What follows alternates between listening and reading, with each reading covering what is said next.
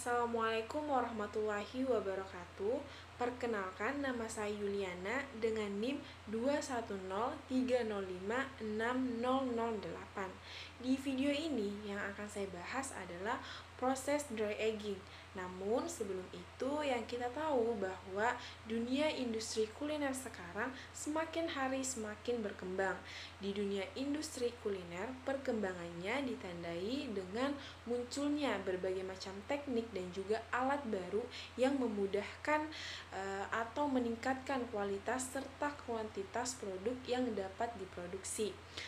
Teknik pengolahan daging sapi pun semakin banyak jenis dan juga alat yang tersedia saat ini seperti wet aging, dry aging, sauce fight, confied, fermented beef, dan lain sebagainya. Teknik-teknik baru tersebut merupakan inovasi untuk meningkatkan kualitas produk daging dan juga meningkatkan nilai ekonomisnya. Contohnya saja steak. Siapa sih yang gak kenal steak? Steak merupakan potongan daging, terutama daging sapi yang tebal dan dimasak dengan cara dipanggang. Sebuah sumber menyebutkan bahwa daging steak sapi diperkenalkan oleh bangsa Spanyol ke Meksiko pada abad ke-15. Makanan khas barat ini telah lama digemari oleh orang Indonesia. Walaupun budaya steak di Indonesia sudah cukup terkenal, namun tidak banyak masyarakat Indonesia yang mengenal proses dry aging pada steak. Dry aged steak sangat langka ditemukan di Indonesia dan biasanya hanya disajikan pada restoran ternama dengan harga yang sangat mahal. Proses dry aging juga sangat sulit dilakukan di rumah dan dapat menghasilkan daging yang busuk jika tidak diawasi dengan baik. Mungkin masih banyak yang belum tahu tentang proses dry aging. Jadi, dry aging adalah proses menggantung daging sapi atau menaruh potongan daging sapi tanpa dibungkus pada ruangan yang didinginkan lalu ditinggal untuk menua atau aging.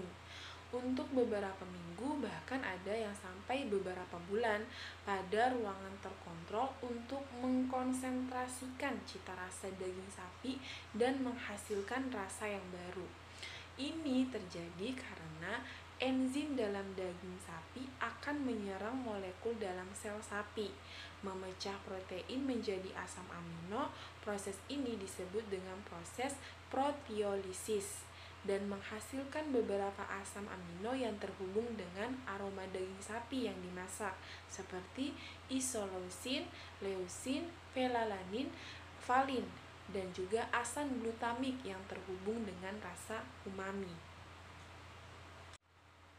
Proses dry aging juga meningkatkan tingkat kelembutan daging karena terdapat enzim yang memecah kolagen yang keras.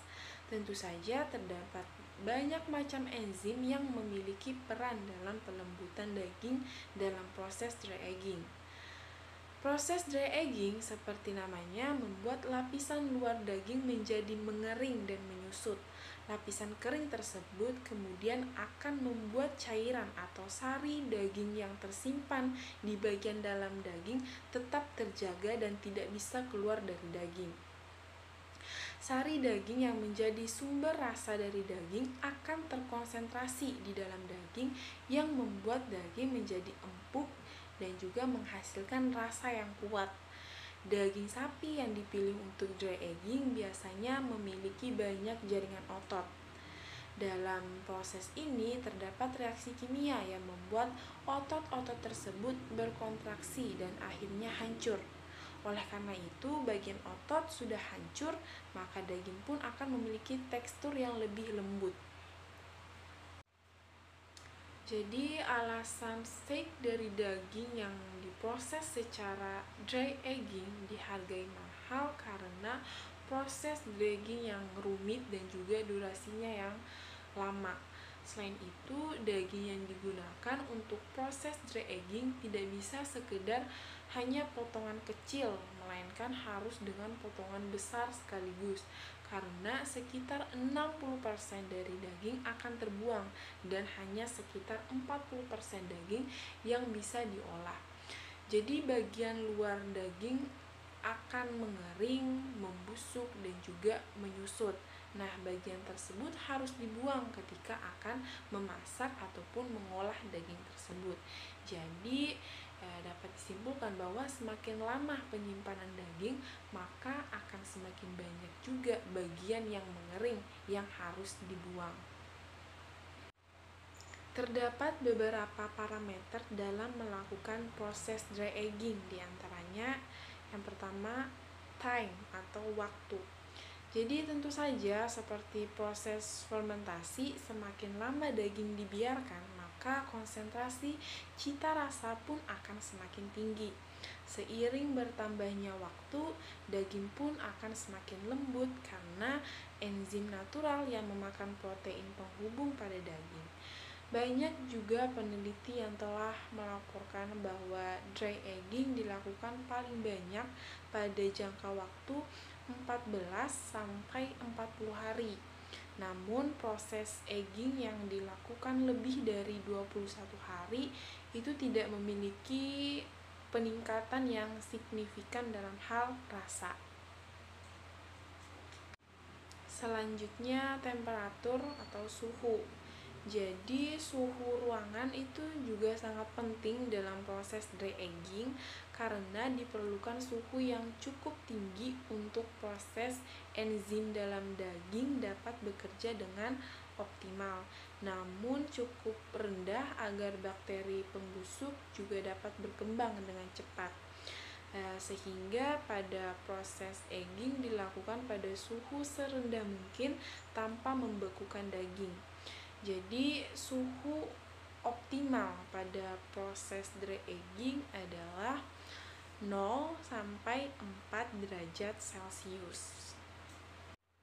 Selanjutnya yaitu kelembapan relatif. Jadi kelembapan udara itu juga sangat penting dalam proses dry aging. Kelembapan udara yang terlalu tinggi itu akan mempercepat pertumbuhan bakteri pembusuk, sedangkan kelembapan udara yang terlalu rendah itu akan meningkatkan pengurangan cairan yang terlalu cepat sehingga daging dapat kehilangan nilai juiciness. Nah, untuk rekomendasi kelembapan pada proses dry aging itu adalah 61% sampai dengan 85% dan dikontrol agar tetap stabil. Jadi kelembapan yang rendah itu meningkatkan nilai pengurangan cairan pada daging pada 3 hari pertama. Jadi peningkatan signifikan dalam asam amino terjadi pada 7 hari pertama, yaitu peningkatannya sebesar 200%. Lalu akan berkurang secara lambat hingga 21 hari proses aging. Selanjutnya yang terakhir ada aliran udara. Jadi aliran udara ini berbanding lurus dengan kelembapan relatif, di mana aliran udara yang sehat dan konstan akan menghasilkan daging yang dapat melepaskan cairan dengan baik tanpa mengering terlalu banyak dan juga mengurangi nilai juiciness.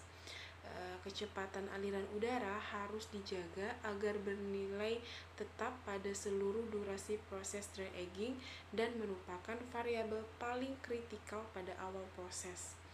Jadi dengan adanya aliran udara yang sehat itu dapat mengubah mikrobial pada kulit luar daging dan meningkatkan kualitas rasa daging dry egg. Nah, untuk rekomendasi kecepatan aliran udara pada sistem proses dry aging adalah 0,5 sampai dengan 2 meter per sekon. Jadi nilai ini dapat dikontrol dengan menggunakan kipas tambahan, penyaring udara, dan sinar ultraviolet untuk memastikan udara bersirkulasi konstan pada daging tanpa menambahkan bakteri eksternal pada kulit daging. Baik, itu saja yang dapat saya sampaikan. Sekian dari saya. Terima kasih. Wassalamualaikum warahmatullahi wabarakatuh.